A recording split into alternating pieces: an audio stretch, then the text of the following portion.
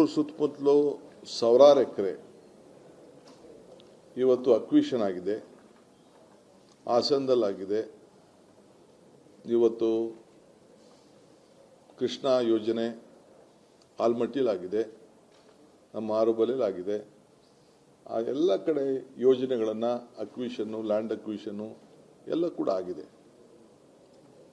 Airport ನಾನೇ ಮಂತ್ರಿ ಆಗಿದ್ದಾಗ ಏರ್ಪೋರ್ಟ್ಗೆ land ಅಕ್ವಿಷನ್ನು ನಾನೇ ಡಿಸ್ಟ್ರಿಕ್ಟ್ ಮಿನಿಸ್ಟರ್.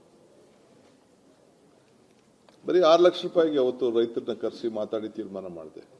ಮುನ್ನರಸಿಂಹ MLA ಅವರು, ಬಚ್ಚೇಗೌಡರು, ನಮ್ಮ ಮಿಲ್ಕ್ ಅಧ್ಯಕ್ಷರಿದ್ದರು, ರಾಮಯ್ಯ ಅಂತ ಇದ್ದರು, ಎಲ್ಲ ಕೂತ್ಕೊಂಡು ನಾವು ಮಾತಾಡಿ ಒಂದು ತೀರ್ಮಾನ ಮಾಡಿದೆವು.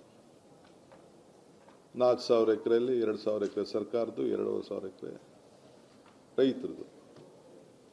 ಇವತ್ತು ಏನಾಗಿದೆ, ಸುತ್ತಮುತ್ತಲು ಏನಾಗಿದೆ ಅಂತ ನಾನೀಗ ನಿಮಗೆ ಆಲೋಚನೆ ಮಾಡ್ತಿಲ್ಲ. ಕೃಷ್ಣಾ ಸಾಹೇಬ್ರ ಕಾಲದಲ್ಲಿ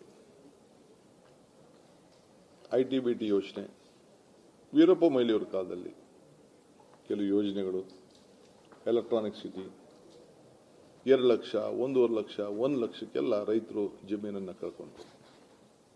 ಇವತ್ತು ಆ ಜಮೀನುಗಳೆಲ್ಲ ಒಂದು 50 ಕೋಟಿ, 60 ಕೋಟಿ, 70 ಕೋಟಿ ರೂಪಾಯಿ ಬೆಲೆ ಬಾಳಂತದ್ದು ನಾನು ಕಿವಿಲಿ ಕೇಳ್ತಾ ಇದ್ದೀನಿ. ಅವರು ಯಾರವರು? ರಿಯಲ್ ಎಸ್ಟೇಟ್ ಏಜೆಂಟ್ಗಳು. ಅವರು ಜಮೀನು ಕಳ್ಕೊಂಡವರು, ರೈತರ ಕಳ್ಕೊಂಡವರು. ಯಾರು ಮಾಡಿದ್ರು, ಯಾವ ಕಾಲದಲ್ಲಿ ಆಯಿತು, ಅದು ನಾನೇನು ವಿವರಣೆ ಮಾಡಬೇಕಾದಿಲ್ಲ. ಆದರೆ ಇವತ್ತು 23/9/2006 ಮಾನ್ಯ ಗೌರವಾನ್ವಿತ ಮುಖ್ಯಮಂತ್ರಿಗಳ ಅಧ್ಯಕ್ಷತೆಯಲ್ಲಿ, ಆಗ ಯಾರಾಗಿದ್ರು? ಕುಮಾರಸ್ವಾಮಿ, ನೀವು ಜೊತೆಲಿದ್ರ? ಸಮ್ಮಿಶ್ರ ಸರ್ಕಾರ ನೀವು ಇದ್ರು. ಸಮ್ಮಿಶ್ರ ಸರ್ಕಾರ, ಶ್ರೀ ಗೌರವಾನ್ವಿತ ಕುಮಾರಸ್ವಾಮಿ ಅವರಿದ್ದು, ಯಡಿಯೂರಪ್ಪನವರಿದ್ದು, ಅವರ ಜೊತೆಯಲ್ಲಿ ಸರ್ಕಾರ ನಡೀತು. ಅವರ ಅಧ್ಯಕ್ಷತೆಯಲ್ಲಿ ನಡೆದಾಗ 5 ಸಮಗ್ರ ಉಪನಗರಗಳನ್ನು ಅಭಿವೃದ್ಧಿ ಆಗಬೇಕು ಅಂತೇಳಿ, ಅದೇ ಡೇಟ್ ಹೇಳ್ತಾ ಇದ್ದೀನಿ, 23 ಸೇಮ್ ಡೇಟ್. ನಂದಗುಡಿ, ಕಸ್ಬಾ, ರಾಮನಗರ ತಾಲೂಕು, ಬಿಡದಿ, ಸೋಲೂರು, ಸಾತ್ತೂರು, ಈ ಎಲ್ಲ ಕಡೆ ಒಂದು ಯೋಜನೆ ಆಗಬೇಕು ಅಂತೇಳಿ ಅವರು ತೀರ್ಮಾನವನ್ನು ಮಾಡಿದ್ರು. ಟೌನ್ಶಿಪ್ ಮಾಡಲಿಕ್ಕೆ ಅಲ್ಲಿಂದ ಸ್ಟಾರ್ಟ್ ಆಯಿತು.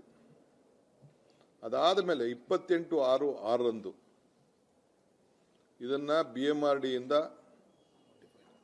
ಪಬ್ಲಿಕ್ ಪ್ರೈವೇಟ್ ಪಾರ್ಟ್ನರ್ಶಿಪ್, PPP, ಸರ್ಕಾರ ಅಲ್ಲ. PPP ಯಾರು ಮಾಡೋದು? ಬಿಸ್ನೆಸ್ ಮೆನ್ ಮಾಡೋದು, ರಿಯಲ್ ಎಸ್ಟೇಟ್ ಡೆವಲಪರ್ಸ್ ಮಾಡೋದು. ಯಾರು ಮುಖ್ಯಮಂತ್ರಿ ಆಗಿದ್ರು?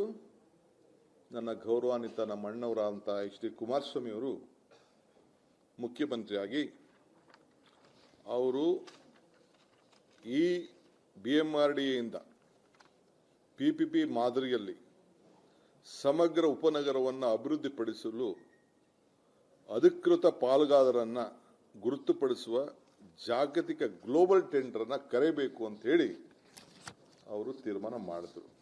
ಸಮ್ಮಿಶ್ರ ಸರ್ಕಾರ, ಜನತಾದಳ ಮತ್ತು BJPಯವರು. ಅದೇ ನನಗೆ ಗೊತ್ತಿಲ್ಲ, ಅದು ಈಗ ಬಾಲಣ್ಣ ಹೇಳೋದು 2020 ಅಂತ. ಅದಾದ್ಮೇಲೆ 11/6/2007 ಅಡಿಷನಲ್ ಗ್ರಾಮಗಳು ಹೊಸಗೆ, ಎಲ್ಲಿ ನೆನ್ನೆ ಗಲಾಟೆ ಆಗಿದೆಲ್ಲ ಆ ಜಾಗನ ಮಂಡಲಹಳ್ಳಿ, ವಡೇರಳ್ಳಿ ಭಾಗಶಃ ಗ್ರಾಮಗಳನ್ನು ಹೊಸದಾಗಿ ಇವತ್ತು ಆ ಟೌನ್ಶಿಪ್ ಒಳಗಡೆ ಸೇರಿಸಬೇಕು ಅಂತೇಳಿ ಜನತಾದಳ ಮತ್ತು BJP.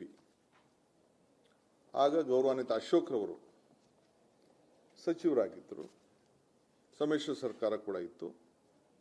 ಗೌರವಾನ್ವಿತ HD ಕುಮಾರಸ್ವಾಮಿ ಅವರು ಈ ರಾಜ್ಯದ ಮುಖ್ಯಮಂತ್ರಿಯಾಗಿ ನಾನು ಕೂತಿರುವಂಥ ಜಾಗದಲ್ಲಿ ಅವರು ಕೂತ್ಕೊಂಡಿದ್ದರು.